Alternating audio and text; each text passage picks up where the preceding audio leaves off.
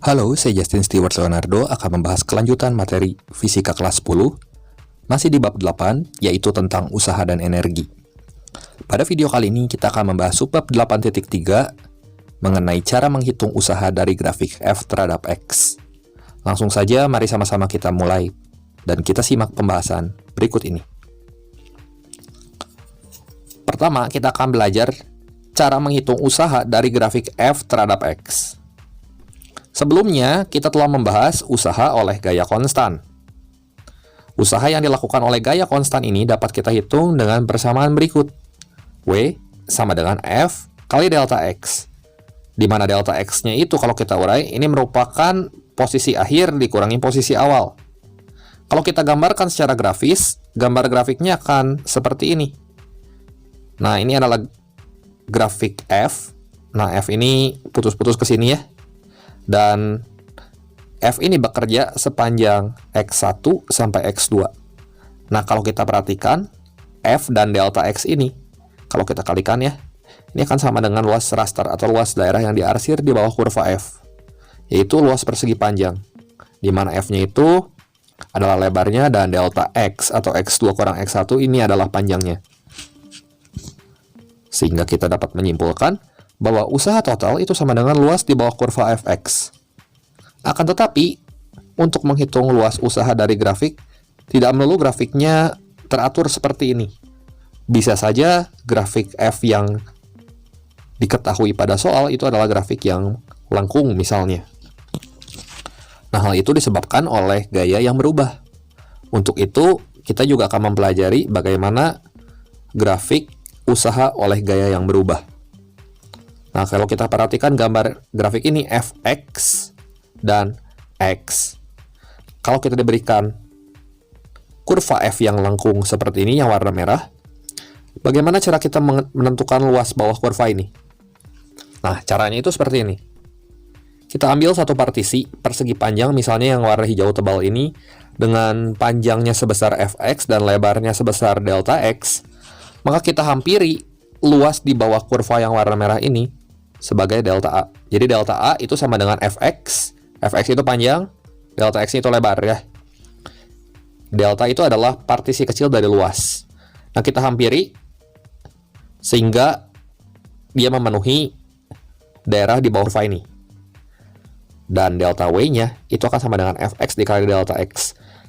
Kalau kita satu-satu kan kita jumlahkan semua luas-luas partisi kecil ini, maka sigma dari xi sampai xf itu akan menghasilkan luas di bawah kurva. Sigma dari xi sampai xf untuk fx kali delta x. Jadi kita jumlahkan setiap luas ini sampai memenuhi kurva x dengan batas xi sampai xf. Jadi kumpulan dari luas-luas persegi panjangnya itu akan menghasilkan nilai usaha. Lalu ini kurva molusnya seperti ini. Dan usaha itu akan sama dengan limit dari delta x menuju 0. Nah, supaya kita mendapatkan hasil yang seakurat mungkin, maka delta x-nya di sini harus dibuat menuju 0. Sehingga lebarnya menjadi sangat kecil sekali, bahkan hingga menuju 0.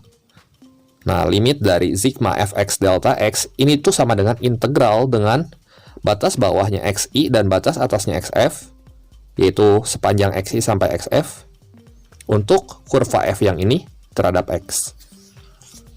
Nah, supaya kalian lebih mengerti bagaimana cara penggunaan grafik fungsi untuk menghitung usaha dari grafik F terhadap X, langsung saja kita simak contoh soal berikut ini ya. Nah, untuk contoh yang pertama, sebuah balok yang masanya 10 kilo itu bergerak sepanjang garis lurus pada permukaan mendatar akibat pengaruh gaya yang berubah-ubah terhadap posisi. Jadi ini gayanya tidak konstan. Nah, gambar grafiknya seperti ini. Dan kita diminta untuk menentukan usaha yang dilakukan oleh gaya yang memindahkan balok dari titik asal yaitu 0 ke titik akhir yaitu 8 meter. Ini gayanya berubah-ubah nih. Dari titik D ke titik C, kemudian C ke titik B, B ke E ke G, ini berubah-ubah. Jadi, untuk menghitung usahanya, maka kita lihat dulu kurva di bawah grafik trapesium yang ini. WABCD ini titik A di sini, ini B, ini C, ini D, dan kurva ini terhadap sumbu X akan membentuk luas trapesium.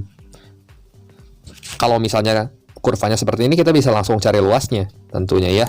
Setengah kali jumlah sisi sejajar dikali tinggi, yaitu AB. AB ini panjangnya 4, DC ini panjangnya 2, ya. AD itu adalah tingginya. Tingginya 10 ya. Nah, kita substitusi AB tambah CD per 2 kali AD.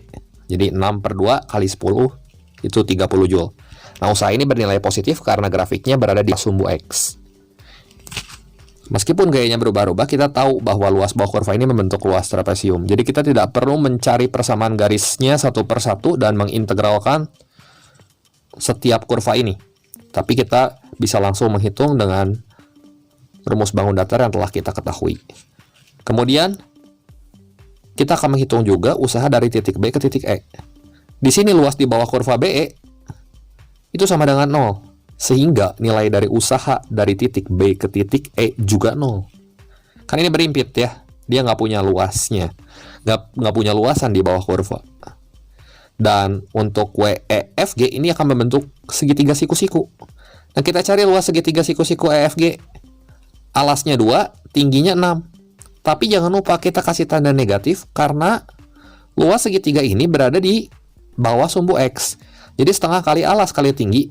Alasnya 2, tingginya 6. Jadi 2 kali 6, 12.